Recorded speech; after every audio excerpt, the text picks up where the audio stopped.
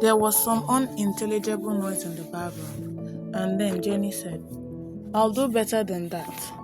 I'll let Colin tell you himself. Summer could hear her passing off the phone, and then Colin's deep voice was in her ear. Summer, are you hurt? Where are you? Colin, are you okay? What happened? I'm fine. Don't worry about me. Are you okay? He said. Other than not understanding what happened, I am fine, especially now that I know you are okay. I'm okay, sunshine. She could hear the smile in his voice. Now that I'm not scared into my second death, don't ever disappear like that on me again. Disappear? Is that what happened? All I remember is a bright light. Are you sure you're okay? I know the whole light thing isn't good for you. I didn't see a light. The kid finished the spell just as I grabbed you, and then an instant later, my arms were empty, and you were nowhere. His voice lowered. I don't like my arms being empty of you. His words made warm, fluttering things happen in the pit of her stomach. Yeah, I know, she said. Where are you? The sun's setting. I'll come to you. I wish you could. I don't have any idea where I am. I woke up in this beautiful iron bed, in an amazing room that, weirdly, have a bunch of my stuff in it. Summer walked to the bedroom door while she kept talking. I peeked out the window and I saw I'm somewhere in the mountains. Great view, by the way, in a big cabin. You should see this place. Your brother would definitely appreciate the quality of the watercolor on the walls, and they are all of summer landscape. I haven't gone out into the rest of the house yet though. Does the bedroom have a large wood-burning fireplace in it? Summer nodded. Yes, it does. Go out into the rest of the cabin and tell me what you see. His voice had a strangely excited tone to it. What's going on, Colin? I have a hunch. Just leave the bedroom. I'll know if I'm right. She took a deep breath and opened the door. Okay, this is definitely my dream home, Summer said.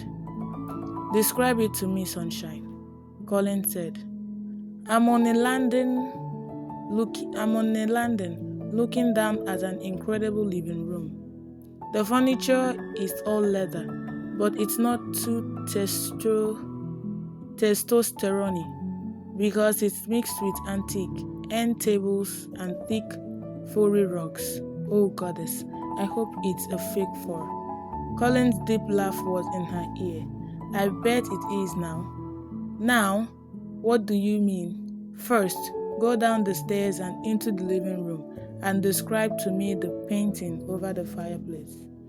Okay, it's kind of freaking me out that you know this place. Don't be scared, sunshine. Trust me, all will be well. She loved the tone of happy excitement that filled his voice and hurried down the stairs. Sure enough, there was a huge painting over the fireplace, and when Summer realized what it was, she laughed aloud. It's the Romeo and Juliet, goddess, it looks like it's the original. It is, sweet sunshine. Stay right where you are, I'll come to you. You know where I am? I do indeed. You are home, Summer. You are home, Summer, was all that Colin would say before he hung up. What did that mean? But she didn't have time to worry and wonder, because all of a sudden, a dark mist began to spill into the room. Wonderlessly, Summer watched it, surrounded her, and thicken, and then charge, and then change, elongate and solidify, until Colin was standing in front of her. She looked around them, and his handsome face blazed with a triumphant smile. I knew it. Makes me really glad I didn't eviscerate those boys. Colin, would you please explain to me what happened? What happened? He said, still smiling. This. He swept his arm around them in a smooth motion. Is my home. Only it's been changed. A woman's touch has been added. You've been added to my home, Summer. Summer started around in her amazement. This is your home? It is. How did this happen? The boy said that he was giving me a bright future. His spell, mixed with your magic, has gifted me with you. Colin closed the space between them and took her in his arms, inhaling her scent and touch. Let me show you how much you belong together. Colin, she spoke his name like a prayer and reached up to touch his face. The instant her hand met his cheek, the vampire gasped and jerked as if she'd zapped him with a jolt of electricity. Summer pulled back, afraid she'd hurt him, but what was reflected in his dark eyes wasn't pain, but wonder. Touch me again, Summer. Before she could respond, Colin took her hand and pressed it back against his cheek, and this time, Summer saw a glow of light that came from her hand and felt what was happening beneath her palm. The vampire's cool flesh shivered and then flushed and warmed. What's happened? She whispered. You are bringing light to me again, my darling. Only this time, your magic is calling alive my flesh. He turned his face so that his lips pressed against the palm of her hands. She felt a tingle of heat pass through her hands, and then his lips were on hers. They were warm and insistent and very much alive, speaking only her name. Colin lifted her into his arms and strode from the living room up the stairs, kicking open the bedroom door and gently placing her on the bed. When he bent to kiss her again, she pressed him gently away from her. Wait, I have to see. I have to touch you and know, she murmured. Slowly, carefully, she unbuttoned his shirt, pulling it apart so his muscular chest was bare to her. Then she lifted her hands and pressed her palm against his skin, began at his shoulder, sliding her hands down his chest in a slow, thorough caress that spread light down his body. Against her glowing skin, his flesh warmed, and she watched in awe as his carved marble skin and muscles shivered and then, as long as she touched him, flushed with health and life. When her hand reached the place over his heart, Colin moaned, a sound part pain, part pleasure, and he pressed his hand over hers, stealing her caress. Ah, goddess, Colin said, my heart beats again. I can feel it. Oh, Colin, I can feel it beating. Don't stop touching me, Summer. Don't ever stop touching me.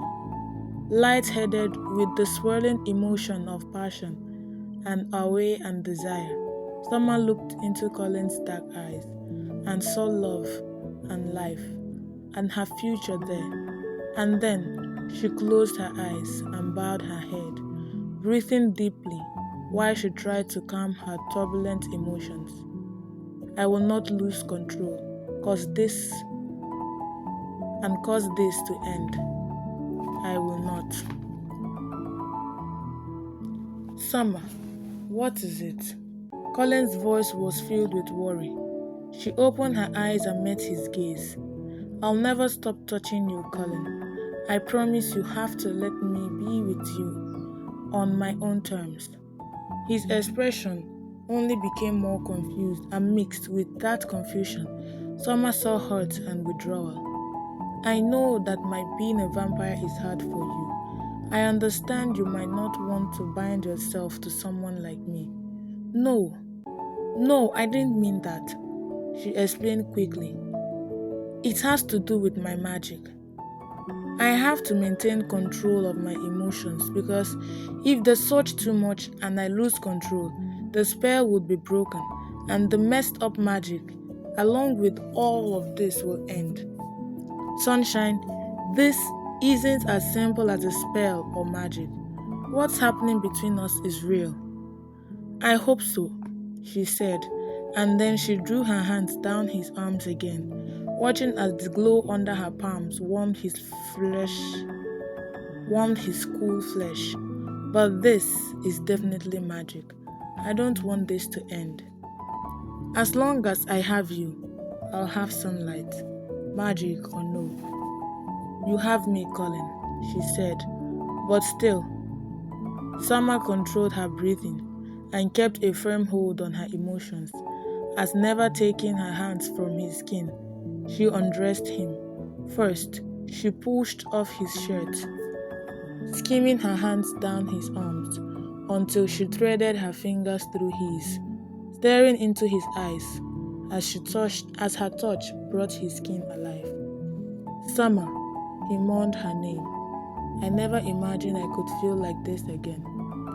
How do you feel, Colin? Summer asked breathlessly as her mouth moved down his naked chest. Like a man, sunshine.